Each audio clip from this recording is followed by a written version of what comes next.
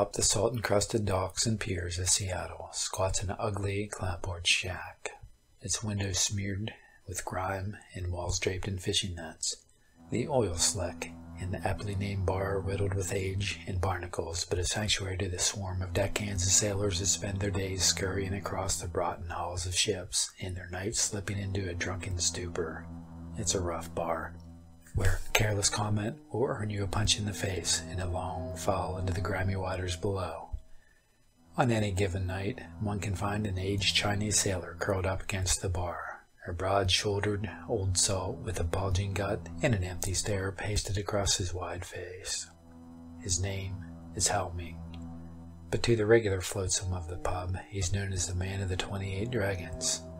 28 scaly tattooed reptiles twine sinuously across his arms and legs and twist menacingly across the bunched muscles on his back. Hal claims each dragon represents a crucial part of his life, stories transformed into ink. Buy him a drink, and he'll be happy to share the thrilling tales behind each one, carefully describing how the dragon's colors represent his joy, terror, love, loss, and death. Visit him 28 nights and buy him 28 drinks, and the powerful stories of his life will weave and merge before your eyes until they resolve into the aging man drinking next to you. And then satisfied you have exhausted his treasure of adventures, you'll excuse yourself and float out into the night. The light and noise of the oil slick bobbing away across the dark waves, and the man of the 28 dragons will finish his drink and clutch his faded shirt to his chest, his last secret, his hidden dragon safe. He swore long ago never to reveal the tattoo or the story to any living soul, and he never has, except once. Once on a stormy night, when the rain splattered like ink across the grimy windows and the wind howled through the cracked wood when he told the story to me.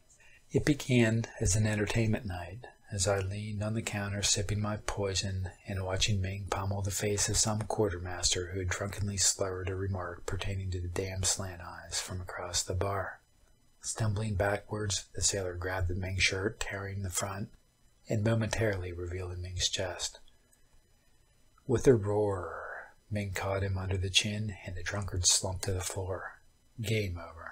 Ming pulled his shirt back across his shoulders and walked back to his drink. The noise in the bar returned to normal, everyone laughing and continuing their private banter. I was the only one who noticed it. The black serpent scrawled over his heart. A Chinese dragon, its broad tail curling in loops behind it, long whiskers sprouting from its face like tangles of wet hair. Arming myself with the twin barrels of guile and alcohol, I took the seat next to him and offered him several slugs of the amber liquid. He recognized me as one of the regulars and knowingly accepted my offer. "Okay, friend," he winked, holding out his arms. "What story you want to hear tonight?" I pointed my finger at his chest, indicating the hidden serpent curled around his heart. His smile vanished in a flash. With an inscrutable gaze, he stared into my eyes. His heavy lips curled down into a frown, almost a grimace. "No good story," he grunted. "Forget you've seen it, okay?" I was tempted to give up, but noticed he was rocking slightly in his chair. Seizing my chance, I clapped him on the shoulder, telling him not to worry about it, and ordering him several more drinks in the spirit of goodwill. 2 hours and a dozen drinks later, he broke. He began to sob quietly into his cup, telling me that he was sorry. He wanted to tell me, but swore he wouldn't. With the precision of a surgeon, I knifed across his slurred words and stabbed into his psyche, prodding and poking until he dissolved completely. Closing his eyes, he began the story of the Black Dragon. I share it with you here. The old clipper threaded its way across the currents of the South China Sea. With a hull filled with rice, she was bound on a 3-week trip to Sydney. Ming, the lines of age not yet etched so deeply onto his face, was a simple deckhand on the rusted, peeling bucket. The days rolled into nights. As Ming performed his duties, his mind locked on their destination. The poor condition of the ship meant it needed a long overhaul and dry dock when it reached the port, granting the crew a long-shore leave. The men joked every night around the dim steel cabin about the things they would drink, the places they would go, the women they would meet.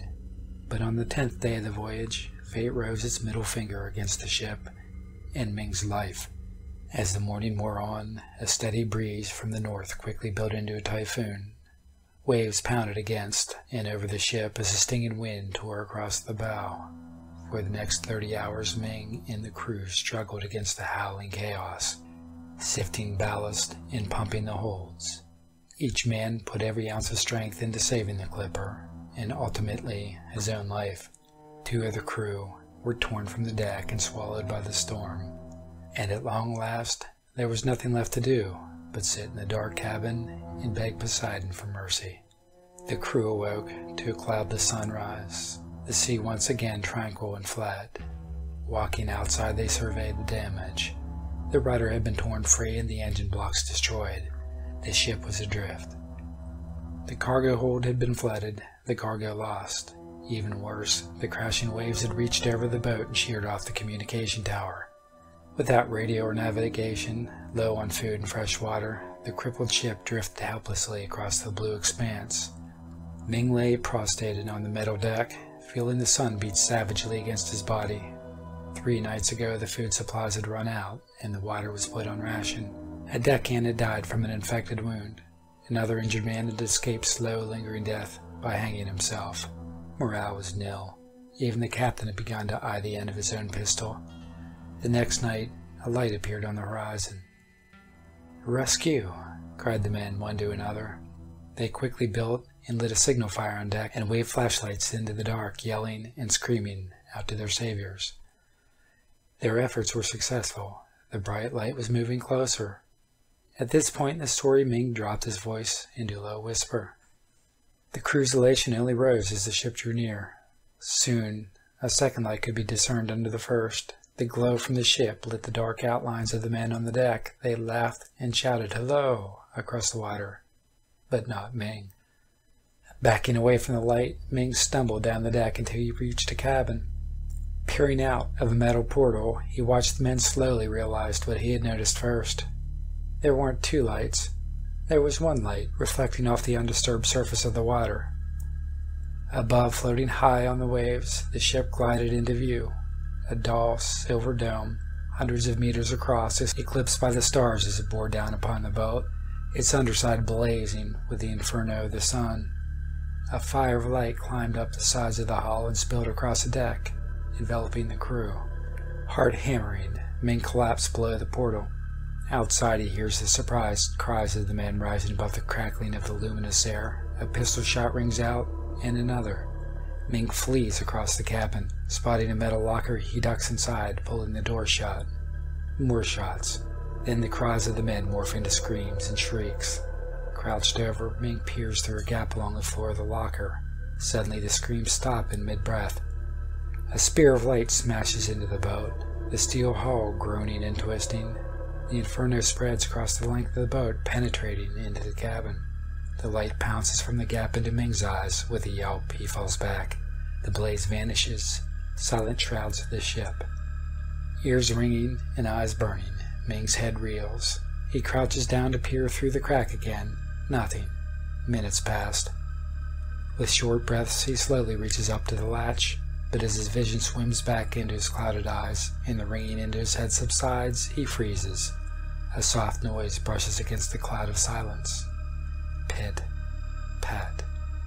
Half deafened by the hammering of his heart, Ming listens to the stillness outside. Pit, pat, pit, pat, pit, pat. He leans down to the slit and peers across the cabin, blinking the darkness out of his eyes. Pit, pat, pit, pat. The gentle disturbance growing louder. Pit, pat, pit, pat. Struggling to see what lies beyond the upper edge of his vision, he lays his head flat against the metal floor. A long black tendril drips down from the darkness above. Pat. Ming nearly cries out, but swallows before it escapes his lips. Wide-eyed, he gazes as the thin legs of some unknown creature gently slap against the floor. Pat. Cylindrical and an inch wide, the legs end in a knobby stub that flattens as it hits the metal. Pit. The legs stalk back and forth in front of the locker, with a gentle rustling of disturbed leaves. Pat. Pit. Pat. Pit, pat, pit, pat. The feet patter as the creature slowly walks the length of the cabin. Pit, pat, pit, pat, pit. The tendrils pause in front of the locker. Frozen in fear, Ming watches as they delicately lumber closer. Silence. With a softer sound than before, like the brushing aside of a curtain, unseen arms explore the door of the locker, prodding, searching. A sharp screech of metal, and the latch begins to rattle. As the bolt slides open, Ming clamps his eyes shut. A sudden brilliance of light flows in from the gap. A sudden pitter, and the latch falls down. Soft footsteps retreating from the cabin. The light disappears once again. Ming is left in blackness. The next morning he slowly exits the locker and wanders onto the deck. The boat is devoid of life.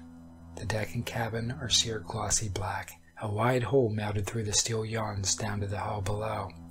Quickly, Ming grabs the remaining fresh water and stores them onto the ship's lifeboat, along with the scorched pistol he finds near the railing. With starvation a certainty, he casts away the clipper, rowing endlessly until dark shape disappears over the horizon. The next day he's discovered and rescued by an Australian freighter.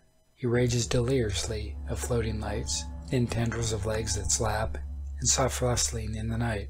A week later he explains to an official inquiry that the ship's fuel tanks exploded and sunk with all hands but himself. The clipper is never found, and the public's interest fades. Ming moves on with his life. As he finishes his story, he opens his eyes. I'm astonished, not to mention doubtful at his vivid account. Still, I can't figure out why he has kept such an incredible tale silent for so long. I ask. He turns towards me, tears rolling down from the wrinkled corners of his eyes. I shouldn't have told you your story, he mumbles. I no tell story, and people stay happy. Annoyed, I grab my hat and rise to leave. Suddenly, he grabs my coat in both hands and pulls me towards his face. The sounds, he cries. I hear them before. I hear them after. My whole life I hear them, but not see them. Now I know. I know what stalks the night outside my window. He waves a finger in front of my face. You hear them too, but you don't know what they are. I know. They follow you too. Pit, pat, pit, pat, pit, pat. Behind you, in the shadows. Anguished, he screams, spits, and tears flying off his face. Always, always, they are watching you from darkness.